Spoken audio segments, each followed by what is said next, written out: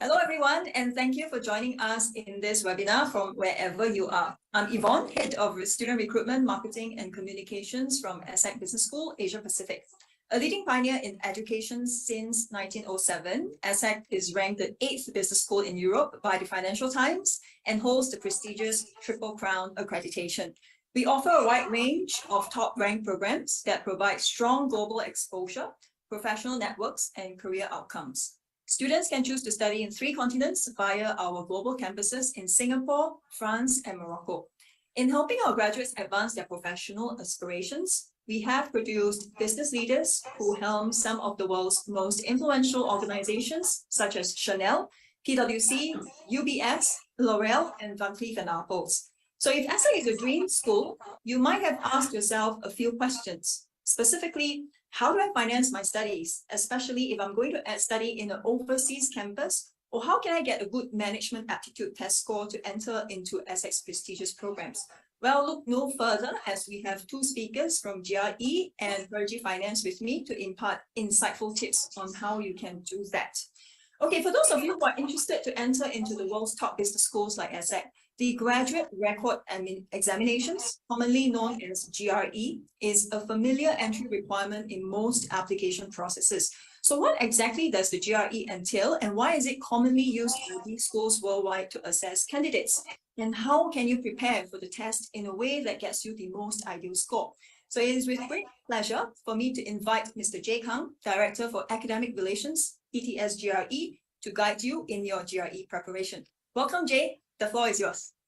Thank you so much for the kind introduction, and this is my great pleasure to join the ESSEC Experience Week. So I will give a brief around 10 minutes GRE session, and then I will have the Q&A with Yvonne. So throughout this short presentation, you will know how to prepare for the test, how to register to test, and some tips and strategies, and also how you can send your scores, and as well as the some tools that ETS, the test maker, develop for your preparation.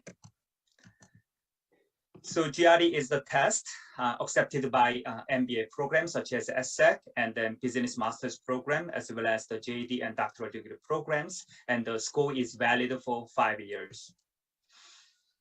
And now 1,300 business schools around the world accept GRE, and schools such as the Harvard, they clearly mentioned that there is no minimum score, GMAT or GRE, and do not have any bias toward one test over the other.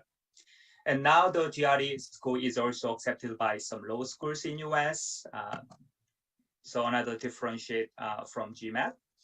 And GRE test now can be taken at home. You can choose either test center or at home.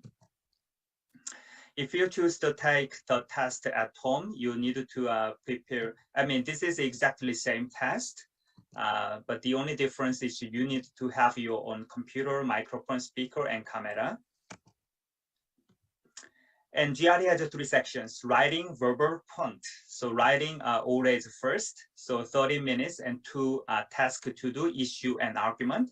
And then there will be either verbal or quant. So 2 sections each, 20 questions each, and 30 minutes for verbal and 35 minutes for quant. And there will be either unscored or research section. So the test will be almost 4 hours. So quite a rigorous test.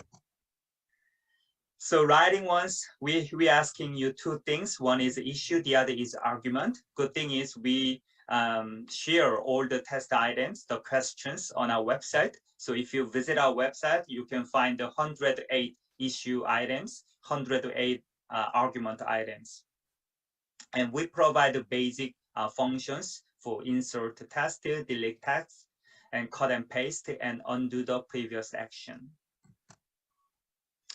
Verbal listening, this is slightly challenging for most of the Asian students. And if you are from the native speaking countries, you might find verbal a little bit okay, but most of the Asian, Chinese, Korean, Japanese students find the verbal listening more challenging. So verbal listening, we measure your ability to understand when you read and how you apply your reasoning skills. And we have the three different question types: reading comprehension, RC, and then text completion and sentence equivalence.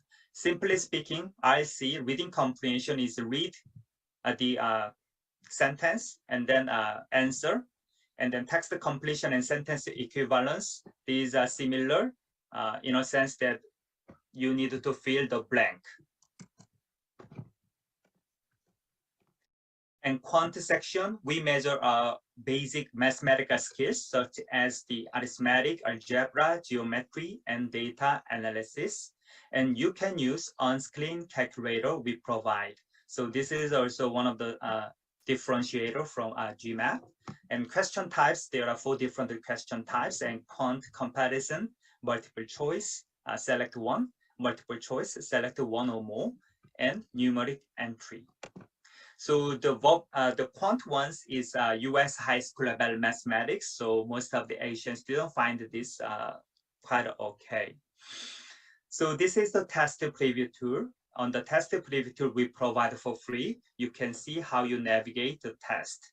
So top, there are back and next button. Also there is a calc button. If you use the calc, and you can use the calculator, on-screen calculator. Mark is when you find the question extremely difficult, you can mark and then you can come back later. So GRE, one of the biggest difference is GRE is a section level adaptive test. So the computer select the second section of a measure based on your performance on the first section. Do you remember I explained that GRE has a three measurement: writing, verbal, quant, and verbal and quant has 2 sections, 20 questions each. So within each section, all questions contribute equally to your final score, and both sections are important. But you need to do well the first section in order to have the more challenging content in the second section, which will have the higher test score. If you moderately well in the first section, the second section will be moderately challenging content. So the do your best in the first section will help you to achieve better score. So this is the ETS account, and also we provide a lot of test preparation materials on this My GRE account. So please open the account and your list if you decide to take the GRE.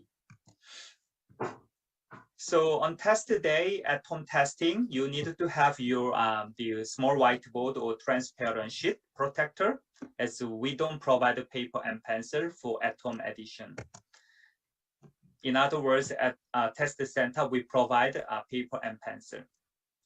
So at home test, also if you are late 12 minutes and the test will be canceled, so please be prepared in advance, and you need to learn the practice system check in advance. And at home test, the proctor, the camera, behind the camera will ask you to show your ID, so your computer screen using a small mirror or your mobile phone, and show a 360-degree view of your room using your computer camera. And the entire session will be recorded and will be monitored by a human proctor, and your photo will be taken. So the advice is please make sure that you always be seen on the camera by the proctor and avoid doing anything that may look suspicious. And there will be optional 10 minutes break after third section. If you need to contact the proctor during your test, speak to get their attention, or you can use login chat.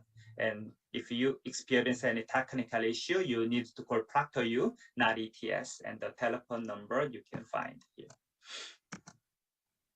So this is the part that you are waiting for. So GRE is a section level adaptive. So within each timed section of verbal and quant, you can change your answer, mark questions, skip questions, and return. Navigate freely. And GRE research shows that most GRE test takers increased their score when changing answer choices. General tips first is please be familiar with question format and directions, and be aware of time, and make sure that you understand what each question is asking. please answer every question. We don't deduct any long answers. Use your knowledge. You have to figure out answers to unfamiliar questions. Do not waste time on questions you find very difficult. And also don't need to spend too much time on the review screen, although we provide it. And check the review screen before you finish so that you can see whether you answered all questions or not. So writing ones, you need to practice writing on the timed condition, and please pay attention to the specific task directions. What is most important is to organize your thought and prepare on outline. And please leave a few minutes before you finish so that you can find any obvious errors. And also please avoid any excessive irony or humor in your essay. So verbal listening, what is important is you answer strictly on the basis of what a passage says. So do not rely on outside knowledge and try to fill in blanks. You remember GRE verbal listening is simply two types. One is reading and answer. The other is fill the blank. So fill the blank type of questions, text completion and sentence equivalence. You need to try to fill the blanks with your own words and find the answer choices that match. And also identify words and phrases that seem particularly significant. Reading comprehension, GRE reading comprehension is logically and rhetorically complex. So you can improve your reading reasoning skills by reading feature articles, newspapers such as New York Times, The Guardian, The Economist, Scientific American, or some textbooks and trade books by expert. So quantitative reasoning. So when appropriate, you can avoid ranked calculations by rounding numbers, and you can evaluate your progress. And if it doesn't go well, you can switch it to a different strategy. And also after arriving at an answer, please read the question again to make sure your answer is reasonable. So this is the score. So GRE has the three scores. One is the writing, 0 to 6, and half a point increment, and verbal and quant, 130 to 170, 1 point increment. And the global average is around 149 verbal and 151 quant. So after the test, you can send your scores, and then you can see your unofficial score after the test. And you can choose the full free score report. I highly suggest you send one of the score to ESSEC if you apply for ESSEC MBA program. And after 10 to 15 days, you can find your official scores. And if you apply more than 4 scores, you can use additional score report. If you are not happy with the score you received, you can retake the test every 21 days, up to 5 times for 12-month period. This is a good service, free service, GRE diagnosis service. This is free, this is great. So this one helps you to see how you performed in verbal and quant. So you can see whether you right or wrong and the level of difficulties of each question. 1 is easy, 5 is difficult. Also, you can see how much time you spend in each questions. And quant also similar. So you can see whether you were good in arithmetic or algebra, or you need to improve whether in geometry or data analysis. So this is just great service. So after the test, please check your GRE account to see how you performed. These are all free materials. Visit our website, check the PowerPrep test preview tool. And PowerPrep online practice test is a 2-timed practice test, and this is a section level adaptive. So one practice test, the first section is always medium level of difficulties, but the following section of verbal and quant, there are 3 different levels: difficult, moderate, easy. So please take this online free practice test 3 times each so that you can solve all the second sections. Math review and math conventions and PDF you can download from our website. And these are all the paid ones, and PowerPrep Plus Online. This is a practice test, the most similar to the real GRE test. and then 3 books. The Bible is the official guide to the GRE general test. And if you want to improve your verbal and quant, these are the 150 questions for verbal and quant. And scoring now is to help you to improve your writing. So this is the what I prepared for today. And I think the Q&A session will be more interesting to you. I hope you have the good overview on the GRE. Thank you, Jay. Thank you for your insightful sharing. I've learned so much about how to ace the GRE. So we will now come into the Q&A segment proper. My first question to you would be, okay, big picture first. Why do business schools use the GRE, and why does it matter in the admissions process for one to take the management aptitude test? Thank you so much. So GRE actually in the MBA and business school, there has been only one test. But around 10 to 15 years ago, slowly the business schools started accepting GRE, mostly from the US first. And US business schools wanted to diversify their students. They wanted to have the technology background, science background in the MBA program as well, and art background. So because the GRE test takers are so diverse. So, and also we have a lot of the female students taking the GRE test, and also gender balance as well. And in order to succeed in graduate level programs, students need to have the good reasoning skills, critical thinking, and analytical writing, and basic math skills. So these are one measured. Actually, in both the GRE and GMAT, we measure those verbal reasoning, writing, and quant skills. I hope this answers. Great, that makes a lot of sense. The other question is, okay, what is the average preparation time for the GRE test if I want to get a score in the 90th percentile? Because it's always very competitive, right, amongst the top B schools. So you have shared some strategies and techniques, but if I want to go beyond that, what would be your additional pointers for the test takers? Good, great question. So generally speaking, when I meet with a student preparing for the test, usually they spend from Asia, at least I think 3 months. But there are also some test takers who prepare for only 1 month. But the background can be slightly different, such as those ones who spend less time is already experienced some similar tests, such as SAT for the college admissions, as they have the reading and writing as well. But most of the Asian students, especially for the verbal part of GRE, we need to improve our vocabulary, as the vocab at the GRE verbal reasoning quite challenging. But this vocabulary actually you can face as you study reading articles or the research papers. So this is not just memorizing useless vocabulary. This is the vocabulary will help you for your graduate programs. So generally, you need to think about the time to improve your vocab. And regarding the quant section, as I said, this is the US high school level. Most of the Asia, that's the middle school, the mathematics. So if you study math in English, this is not a big deal. But if not, you can check the math terms. We provide math review and math convention. So you can just download and you can spend some time to familiar with. Writing is actually most taking time. It's very difficult to improve writing, especially analytical writing and issue and argument.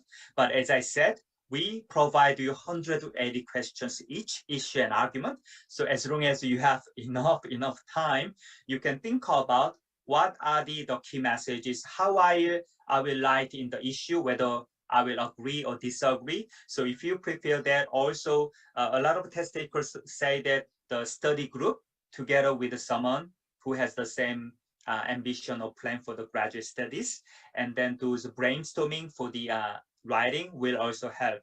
So in short, but I will also emphasize that please don't make it too long, like the 1 year or the 2 years, because we will forget those vocab we memorize. So please be focused, make time every day. You study actually 3 measurements, so writing, verbal, and quant. So maybe for Asian students, we need to spend some more time for verbal, but do every day the old skills is my personal advice. And fix the period like the 3 months, 2 months, every day, maybe 2 hours, 3 hours rigorously. This is what actually US students also do. US American student, the largest portion among the GRE test takers, followed by Indian and Chinese. But they also do a lot of time to improve their reasoning and verbal and these skills. Yeah, right. I hear you that regular practice, consistent efforts make a lot of difference. So what's the best way for one to keep track of the progress when preparing for the GRE besides consistent efforts? Is there something that one can take specific notice of while studying to prepare for the GRE? So I emphasized in my slide the free materials. So please visit our website, not only to register the test, but also to see what we measure, why we make this test. So there are a lot of explanations and examples. So this is the first. Also, as I mentioned, we provide a free practice test. This is free for the test takers, but the quality is actually best because we make the test. And even I mentioned that GRE practice test is a section level adaptive. So although this is a 2 set of tests, but you can also take the 3 times each so that you can find the second level. Also, we have the 3 paid practice tests, PowerPoint Plus online, and they're also excellent tool. Also, we have the 3 books. So this is the official materials, always good, but we don't provide the vocab list we measure. So there you need to rely on some third party, or sometimes when I Google, I see some good vocab list on the website. So my advice is please rely on the official materials from the test maker is one thing. And second is many Asian students actually they retake the test, the real test, taking. But my advice is please try the official practice test. And when you achieve some score that you expect, you can really register and take the real test is my personal advice. The organization may want you to retake, but my advice is not. And those skills we measure is not really quickly improved, but as we need to submit the good score to the MBA program such as ESSEC, we need to be prepared in some focused time period. Great advice, Jay. You mentioned that earlier on in your slides, you shared some tools. Maybe you would want to go back to that slide and you can share screen and leave it there so that our viewers can get a better sense of the reference if they would like to ever use them. Thank you, Jay. Thank you so much. I think this will be fantastic tools for the students to work on. Thank you. So you can leave it there, no worries. We'll let it there for a while. Okay, so just now you were talking about practice tests. So there's also the diagnostic test. So which would you recommend? Taking the diagnostic test first or just going into the practice test straight away? So you're asking the at-home version and the test center ones? There's a diagnostic test as well that probably diagnose service. Yes. So diagnose service is after you take the real test. We provided the diagnose service. So this one really shows you how you performed, so that this one really help you to prepare for your next test. This is really must tool. I really love the tool, but when I meet the test takers, some of them didn't know about this. Exactly, that's why I'm asking you. Yes, only this is one of the links. So in the slide, this is in our registration page. So this is our registration page. So here, the diagnose service is here in scores in the right side. The first is the view score. Second is the send additional score. The third is the GRE diagnose service. Wow. So student test takers not really click that often. Yeah. Right, good. So there you have it, my dear viewers. There's an additional tool for you to cash in. Thanks to Jay. So great. I will come to a very commonly asked question, which is how or what are the differences between GRE and also GMAT? Yeah, this is also a very frequent question. So from the GRE perspective, one of the biggest difference is that you have the freedom at the GRE to move freely. Means that within the section of 20 questions, if you find some questions extremely difficult, you can go to the next ones, and then you can mark the difficult questions, because GRE is section level adaptive and GMAT is question adaptive test. So at the GMAT, you need to answer one by one. So you can manage your time as well, also the level of difficult questions. So the flexibility, the friendly design is the first. And second is also with the GRE score valid for 5 years, even after the MBA, if you find that you so good for academically, you can also apply for PhD program, or you can also switch it to some engineering, even business analytics or data scientist programs if you want to change the other majors. And also the price wise, we try to provide the free materials, free materials, also the prep tools, also quite affordable. I didn't mention that we also recently launched the GRE Mentor online course. There will be 600 questions inside that will also help you. The real test, the price also lower than the GMAT. GRE is lower than the GMAT. Right. Okay, cool. So for one who is looking to take out the GRE, which one would you recommend to take? The test center exam or the home-based test? How does one actually make the choice between the two? So now, for example, I'm from Korea. So in Korea, more than 80% of the test takers in Korea prefer the test center version because they just worry about some internet connection, because during the test it can be some problem. And second is they need to use their own the laptop and the computer things, but at the test center everything is prepared. So even though there are some commuting hours, but in Korea they prefer. But if you go to maybe China, there are still lockdowns, so students cannot go to the test center. That one, especially in China, a lot of the Chinese students now have to choose the at-home testing. And also you ask the GRE and GMAT difference, and also GRE, we make the test available at home in April in 2020. So as soon as the pandemic happens, we make the test available. So there is a big difference between the GRE at-home version and then GMAT online. That's very great analysis, Jay. I totally agree with you, because internet connection will severely affect the performance of the candidate when he or she is taking the test. Okay, so back to the test taking. How long is the test result valid for, and how many times can an applicant take the GRE? So the score is valid for 5 years. So English proficiency tests such as TOEFL valid for 2 years, but GRE valid for 5 years. And then you can take the test again every 21 days, up to 5 times for one rolling year. Okay, good to know. So thank you, Jay, for your insightful sharing. So we've come to the end of this segment. I'm sure our attendees have gained a lot of valuable pointers from you. So I look forward to seeing you again and also receiving the GRE reports from our attendees here. So thank you for joining us, and goodbye. We'll see you in the next session. Thank you.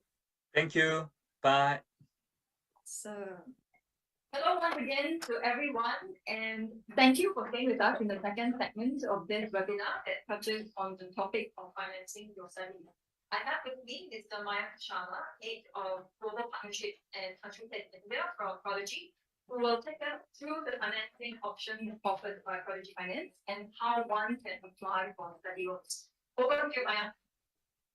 Thank you so much, Yvonne, and it's been a pleasure to be back and speak with you. It's really a privilege to be back. Without wasting any further time, let me get straight into the presentation, where I talk about the Prodigy story and explain a little bit about how we help students fulfill their dreams of studying in their choicest schools. With that said, the reason why Prodigy was basically founded was with the aspiration to help students fund their needs for student loans. We noticed that a lot of international students who are looking to study abroad, they are not having a good solution for financing their higher education. If they look at their home country, because of the fact that they are going abroad to study, the banks or the local financing institutions will not give them a loan. And if they talk about the study destinations such as US or UK or some other country, in those cases, because the student does not have a credit history in that particular country where they are going to study, they do not get a financing option, right? So there was this gap which we at Prodigy found, and we are been at it in terms of in trying to solve it over the last decade or so. And we fully understand that funding is a very important part of your decision to choose a school and to actually select a school. And that's why we have been supporting ESSEC and many other leading schools and universities across the globe for the students to find the best fit program for them and manage the funding for that program. Moving forward, just maybe talking about quickly about the story of Prodigy Finance, how it was founded. As I mentioned, right, like the pain point that we found was very personal. Our founders themselves were looking to go for an MBA in one of the leading French business schools.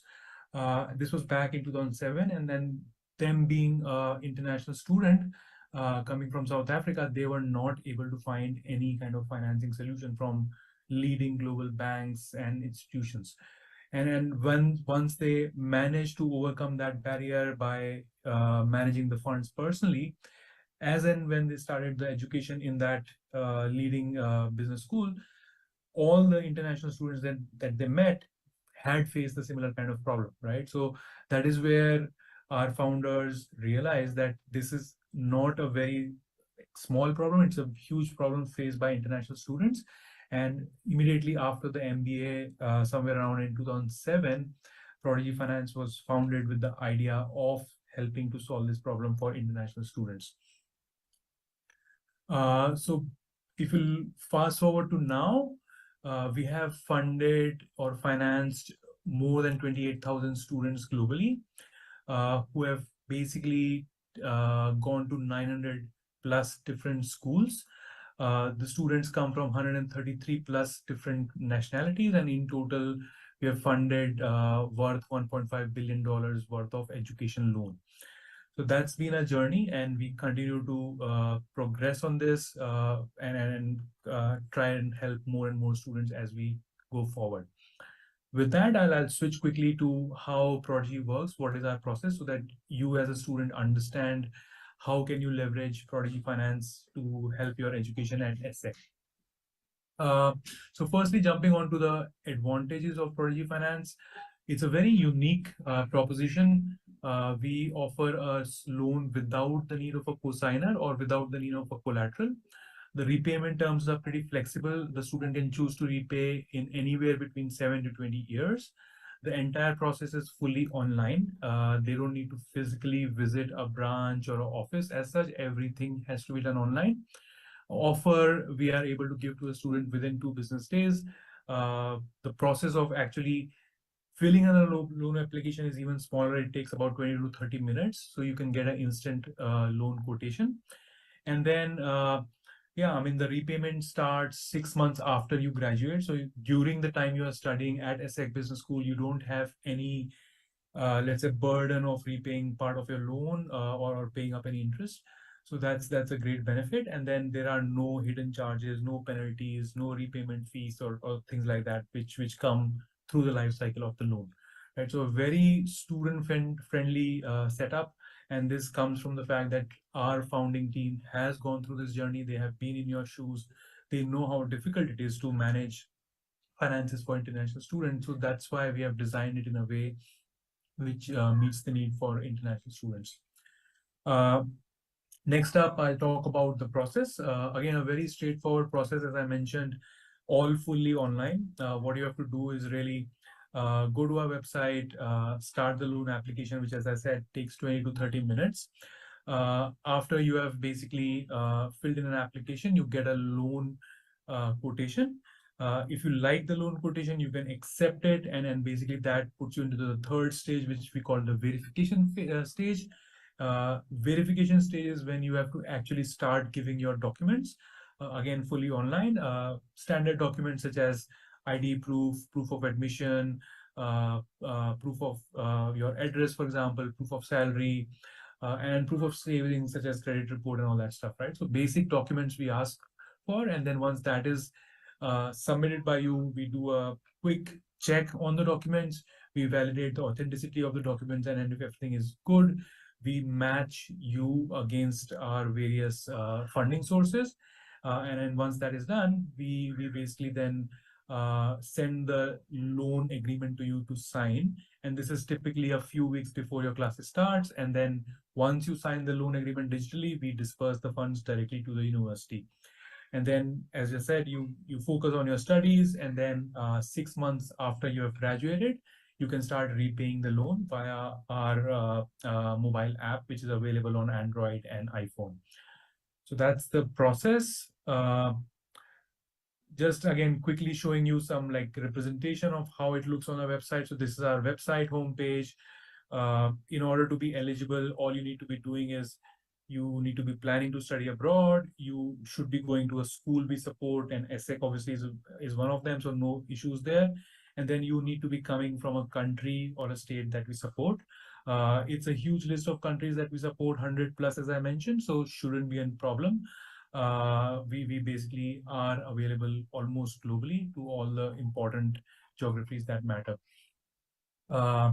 Then the next step is, again, this I mean, is pretty straightforward, but what you can do is search for the school name. In this case, ESSEC Business School. You'll see a list pop up here, populate, and then from there, what you do is you get to this particular school, which is showing you some information about what we have done with regards to ESSEC school. This is maybe somewhat old information, but it basically says that like a couple of years ago, we had given 27 loans for students going to ESSEC Business School, and then some terms in terms of like how much was the loan amount, what was the admin fee, and what was the representative rate, right? So just some information for you to take a look at.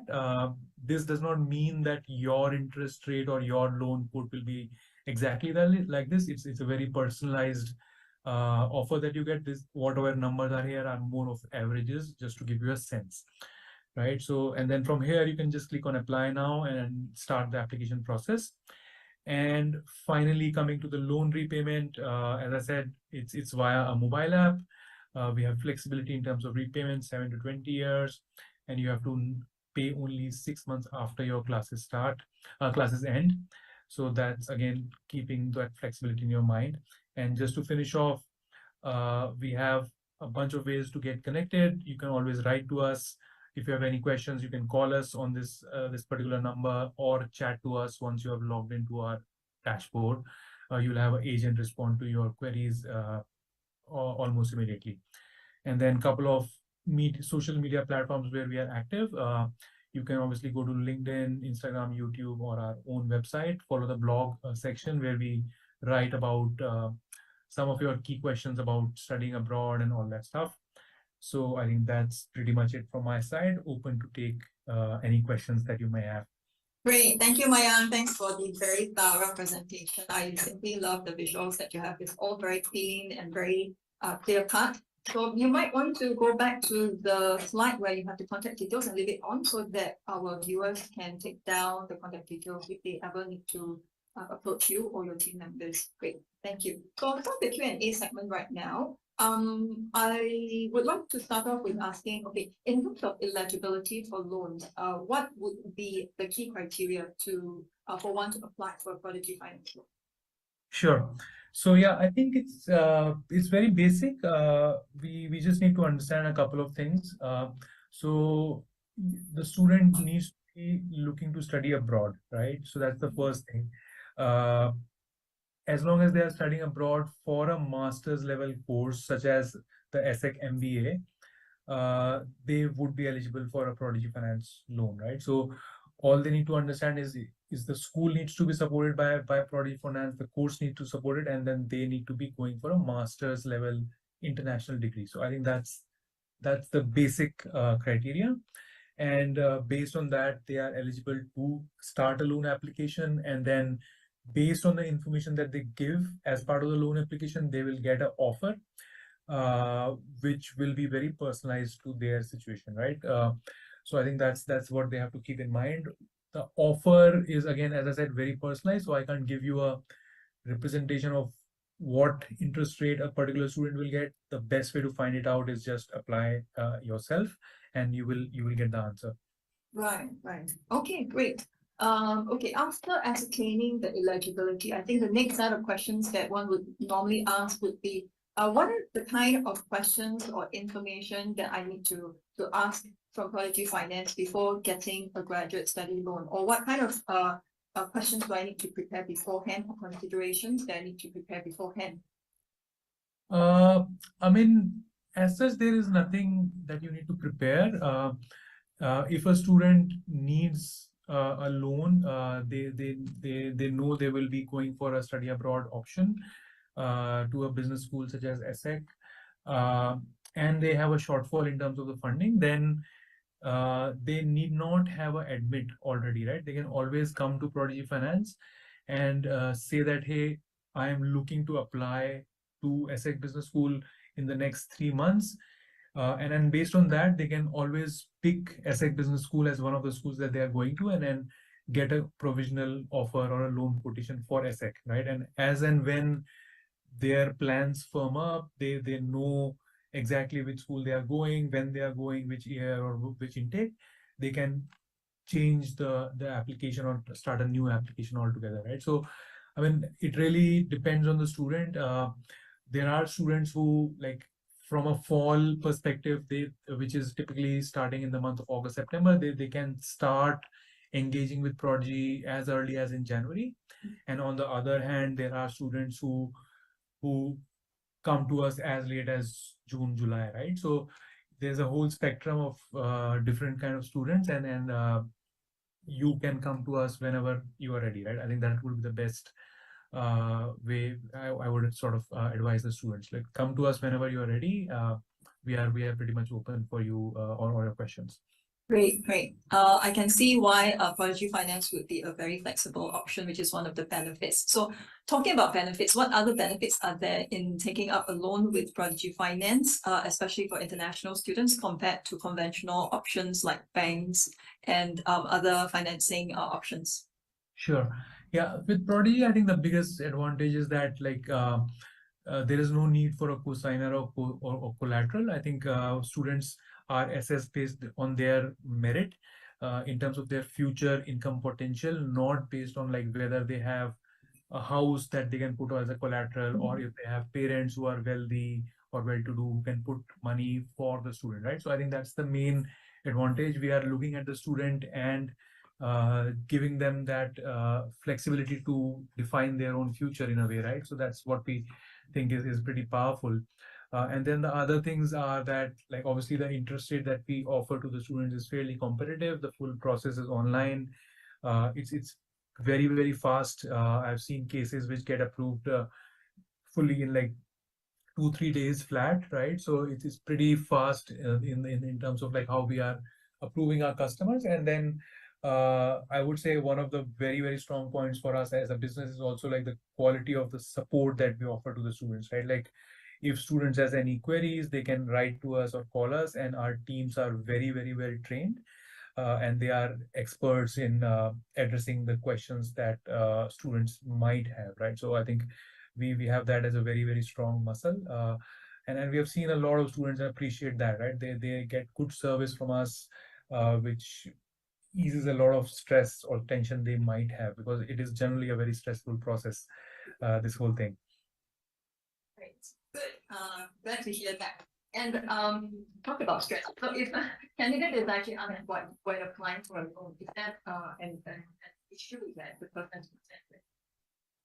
Yeah, so I mean, we do look at the financial standing of the student, but that doesn't mean that the student should be employed at that point of time.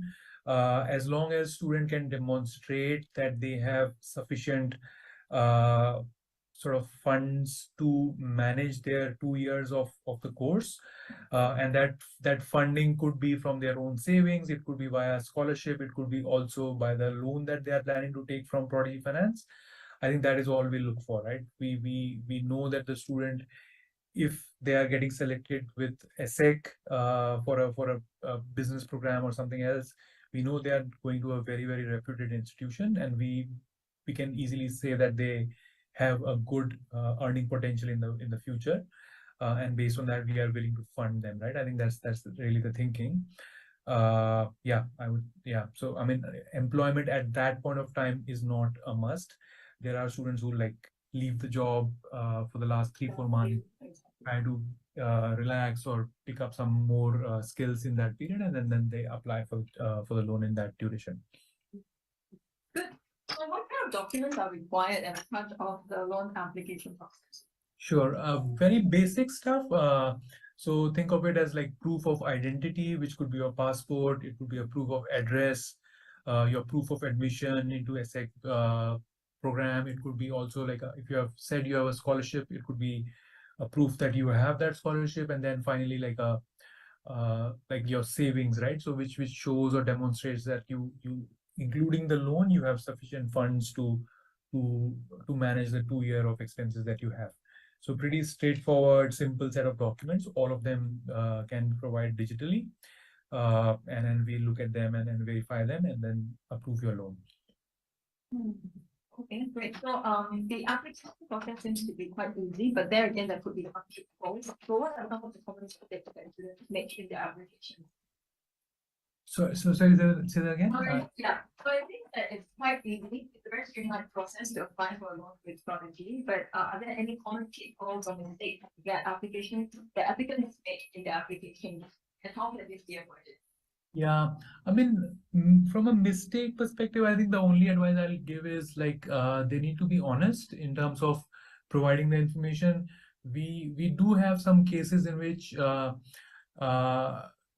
not intentionally, but there are cases where the student provides a certain information to us, and then when they are giving us the documents, the supporting documents, we find a mismatch, right? So it could be fully unintentional, but the student needs to be aware that if the documents are not able to support what the students shared earlier, then the offer will be revised, right? Because we will base the offer on the documents that you're providing. So I think that's the only thing you need to be careful about. Besides that, I think it's a fairly transparent process. As long as they provide us the right information, we will be able to validate it quickly and then provide them the loan in a faster turnaround. Great. So for one to get the loan, can it be used to pay the deposits or the administration fee or reservation fees to secure the place at the school? Typically, no. It is mostly for the tuition fees. If there are fees which the student needs to pay before they reach on campus or beforehand, let's say a couple of months before, to secure the seats, I think those things would be all have to be taken care by the student. We take care of purely the tuition expense and the living expenses that the student while they are in the foreign country of study. Right. So if the deposit is actually part of the tuition fees, I guess that would also be covered under the loan. Yes. I mean, it depends case by case. It really depends on the timing of when the university is charging that money. But if it is close to the disbursement timeline, then yes. Otherwise, if it's too early, then probably no, because then it's dispersed the loan after the loan agreement is signed, and the signing happens just like 2-3 weeks before the classes start. So that's the limiting factor. Yes. That's a good point. So that brings me to the next question. So when do the funds get dispersed after the application is okayed or processed? Yes. So I mean, it really depends on from university to university, but like typically now is the time when the dispersals are happening, right? So it starts typically, I'm talking about fall intake, it starts in the first week of August and then goes on August, September, and maybe even October, depending on the timeline of the university, right? So these are the 3 months in which typically the students have reached campus. They have then also signed the loan agreement, and after they have signed, we start dispersing the funds to the university. Okay, that's very clear. Is there anything else I really need to know about the Prodigy loans apart from the points that we covered? No, nothing else. I think it's a pretty straightforward process. I think just the only other thing I'll maybe add is uh, just plan. I think it is generally wise to plan things ahead of time, because, like, as you might have been hearing, right, there are a lot of delays in the visas this year, especially, right? So, in order for us as students to be well prepared, it's always better to plan in advance and have those buffers in your hand, right? So that you don't have to scramble towards the end because of visa issues or some other thing, right? It's a long process in general. There are multiple steps. So if you just stay ahead of the curve, try to do things as soon as you're ready and just get things done, I think that's the wisest way forward.